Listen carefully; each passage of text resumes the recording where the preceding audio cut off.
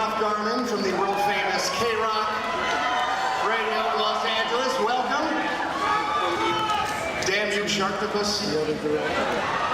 We've got a couple outstanding films to talk about, a lot to talk about, and not a lot of time, so let's get right to it, shall we? Let's start off. In the past couple months, we've all been asking, who is Salt? Well, now we know. Angelina Jolie, of course, plays Evelyn Salt, a CIA agent who is accused of being a Russian spy. She finds herself battling against the very agency that she works for on the run, having to prove her innocence. This movie opens tonight at midnight, tomorrow everywhere all over the country. It's amazing, and let's take a look at just a little piece of Salt. Winter, Salt's friend and colleague, eventual pursuer, Liev Schreiber, everybody.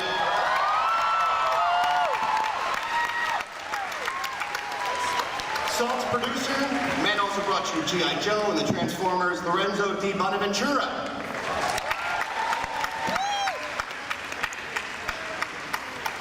And lastly, Evelyn Salt herself. Give a warm welcome to Angelina Jolie.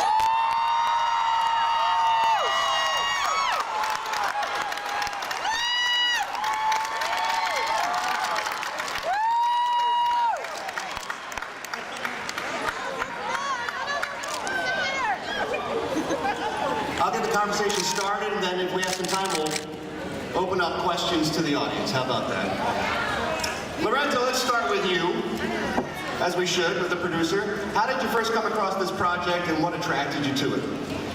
7 years ago, I read a spec script by Kurt Wimmer that just had this great character with this great internal dilemma. And it took a long, long time to get this made, but eventually, we got it made with the exact right person. Down camera. Can't see.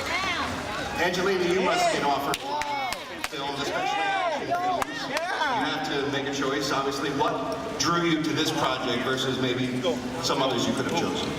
I thought it was one of the smarter scripts I'd read, and I'd done a lot of action movies, but they'd always been based in fantasy in some way. So it was the first time I got to do something based in reality, and I think that makes all the action harder and tougher and just a lot more fun. So I had a great time. Now, you've worked with Phillip before on Bone Collector. Does it give you a certain amount of confidence having a director that you have some history with and you're making a film that is demanding? Absolutely, yeah. Phil and I worked together 10 years ago, and we both changed and grown up a lot, especially me. And I knew Phillip's one of those rare directors that takes story very seriously and research very seriously, and so he makes a great, smart, proper, dramatic film, and at the same time loves and understands the big action sequences and all the big fun of these type of movies. So it's rare that there's that balance. Usually these types of films are one or the other, and because of Phillip, this film is both, and I knew that. With him, it would be that. So. Phillip, I think one of the strong suits of many of your films is casting. What was it like working with Liev and Angelina, and what did they bring to the film? Well, Angelina brings, as we know, an extraordinary acting ability combined with an amazing athleticism. But it's not the athleticism that makes those stunt and fight sequences so dynamic. It's an acting ability. Because it's make-believe, but she makes you believe it. And Liev is, I think, one of the greatest living American actors.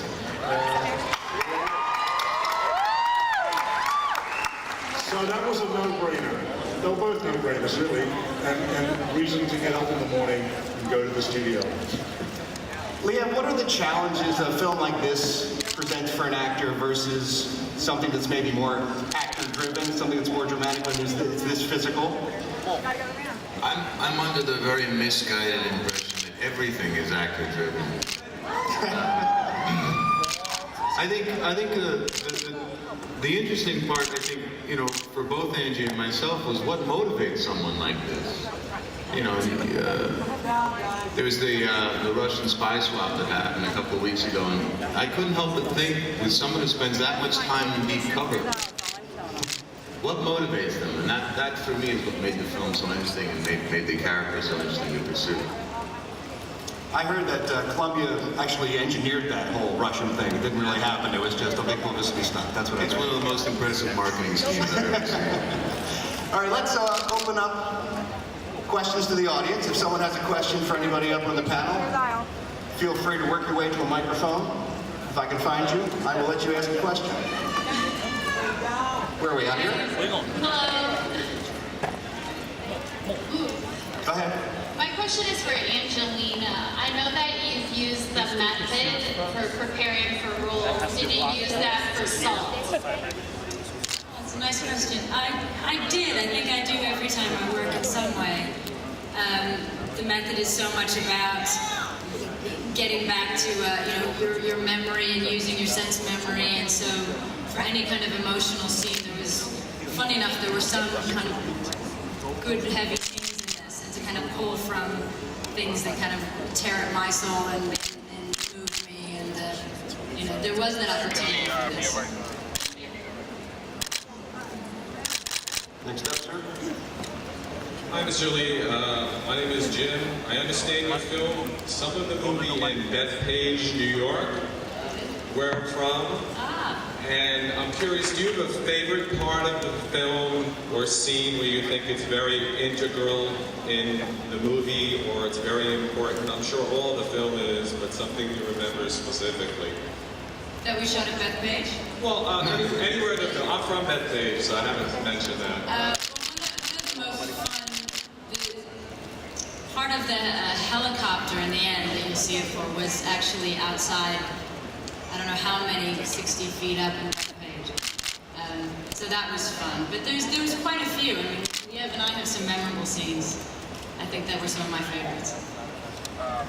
Liev, one of the parts of the film I found most interesting was your relationship with Evelyn Salt, Ted Winter's relationship with Evelyn. Can you talk about that a little bit? Because it changes drastically, obviously, in the film. Yeah, I can't talk about it too much because I don't want to ruin it for anybody. But, suffice it to say that Ted takes it very personally when he finds out that Evelyn's, or when he thinks that Evelyn's betrayed him. It was just a really fun ride. You know, it's one of those things where it just kept twisting and turning, and it was really fun as an actor to sort of, you know, do you play what you know, or do you play the scene that's right in front of you, or you know? And I guess the lesson I learned is that it's always best to sort of play the scene that's right in front of you. That's great. Go ahead. Hi, Ms. Jolie. My question is, did you do your own stunts? And if you did you get any injuries from those stunts? I did, and I did. Oddly, I got injured in one of the most ridiculously easy stunts in the movie. I had to just jump into a door and shoot sideways and kind of roll to the ground, and I rolled right into a desk, and I cracked the front of my head open, and not my skull, but I was bleeding, and I had a little scar now right here. We barely stopped. We barely stopped. Yeah, we came back a few hours later and tried, but and then I thought actually that I had some problem because I couldn't hear everybody well, and I thought, oh my God, I've done it, and I've got a concussion. I had forgotten I had my earplugs in from the gun. So. Phillip, how do you handle that when you've got some of the biggest movie stars in the world wanting to do their own stunts? It must make a director a little bit nervous. Well, we had a secret weapon called Simon Crane, one of the greatest stunt coordinators and second unit directors ever in the history of mankind. A genius who's the architect of so many of these wonderful action scenes in the movie. And he knows Angelina's strengths and he knows her limitations. So he lets you go right up to the edge. When he says no, she knows it shouldn't go over the edge. Do you find that actors tend to want to do more stunts than they're even allowed to? Just say that again? Do you find that actors tend to want to do more stunts than perhaps they even should? I find that Angelina wanted to do every stunt, and in fact she did. This is an unusual summer film. There's no CGI Angelina in this movie. There's no stunt double. It's her. That's great. My question is for Angelina. Hi. I was wondering, you said you did a lot of fantasy action and you wanted to try reality action. I wanted to know what was the first thing that grabbed you, your interest in saying, I want to do this in the part? Well, part of it is that I love doing action and I love doing dramatic films. And I've never really been able to combine them. And as for action, it's sometimes, you know, I've had so much fun doing certain films, but you can get away with so much when it's fantasy. You can bend a bullet and you can jump off something that doesn't really exist, or you can, and you can have fun and you can stretch imagination. But for this one, it was just such a nice challenge to say, we have to work so much harder to convince the audience that all these things are absolutely possible. And so my style got meaner and harder and darker, and it wasn't as kind of fun and pretty, and that made it, I think, better. I think these stunts in this movie are a better action movie than ones I've done. So yeah, it was that, and the character. I think she's a fascinating character. You can never talk about her because it's all a secret, and you have to let the pieces unravel. But she's a really interesting, kind of damaged, unusual type of person. So I think people will relate to her in a very human way and identify with her. By the way,